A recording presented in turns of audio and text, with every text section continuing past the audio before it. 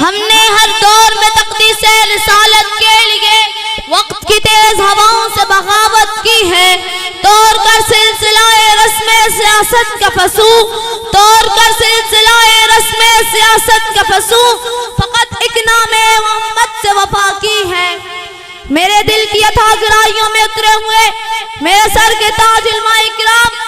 اور ختم نبوت کے جانباز سپاہیوں،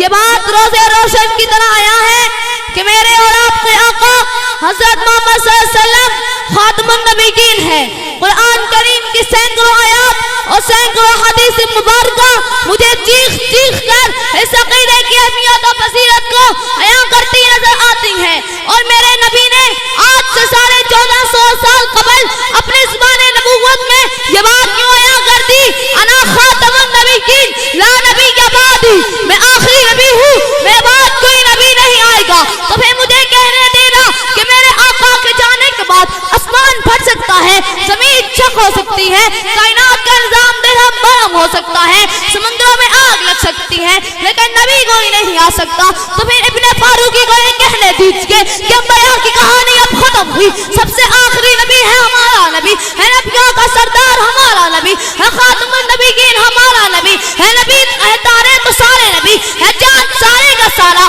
ہمارا نبی۔ حضرات ہر دور میں کچھ ملونوں نے اس عقیدے پر نقب زنی لگانے کی ناپاک جرأت کی ہے، کبھی مسیلمہ کذاب دعویٰ کرتا ہے اور کبھی اسود عنسی گنبد خضرا کی طرف للچائی ہوئی نگاہوں سے دیکھتا ہے، تو کبھی طریحہ بن خویلد تاج نبوت کو نوچنے کی ناپاک جرأت کرتا ہے، تو کبھی مرزا قادیانی جہنم مکانی اس عقیدے پر نقب زنی لگاتا ہے۔ حضرات تاریخ شاہد ہے، جب بھی کسی ملعون نے اس عقیدے پر نقب زنی لگانے کی ناپاک جرأت کی ہے تو شمع نبوت کے پروانے اسے واسطے جہنم کرتے ہوئے یہ اعلان کرتے نظر آتے ہیں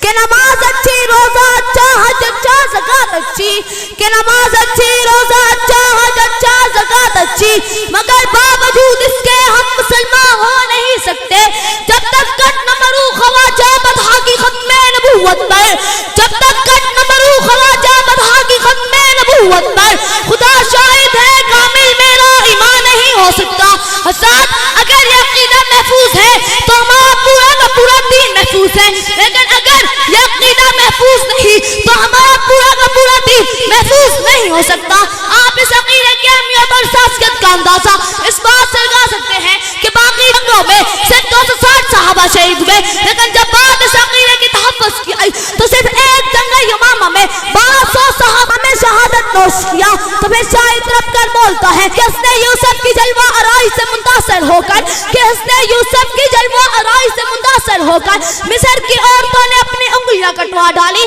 مگر نبی کے غلاموں کا یہ کیسا بے مثال انداز تھا، مگر نبی کے غلاموں کا یہ کیسا بے مثال انداز تھا کہ فالان کی چونٹیوں سے لے کر دہلی کی فضاؤں تک محمد عربی کے غلاموں نے تحفظ ختم نبوت کے خاطر اپنے سروں کو کٹوا ڈالا۔ حضرات آج مرزائیت پھر سر اٹھا رہی ہے، اٹھو ختم نبوت کے جالو، صدیق اکبر کا جوش انتقام لے کر، فاروق اعظم کی غیرت ایمانی لے کر، محمد بن قاسم کی للکار لے کر، صلاح الدین ایوبی کی یلغار لے کر، محمد حسین بٹالوی کا علم لے کر، ثناء اللہ امرتسری کا جوش مناظرہ لے کر، علامہ احسان الہی کا جوش خطابت لے کر، لساری شہید کی پکار لے کر، اور حالیہ سپریم کورٹ کے فیصلے میں علامہ ساجد میر کی فہم و فراست لے کر اٹھو اور ختم نبوت کے غداروں کے عزائم کو اپنے پیروں تلے رولتے چلے جاؤ، اور دنیا ایک کو باور کروا دو کہ ہم تختوں تختوں میں ایک چناؤ کرتے ہیں، ہم تختوں تختوں میں ایک چناؤ کرتے ہیں،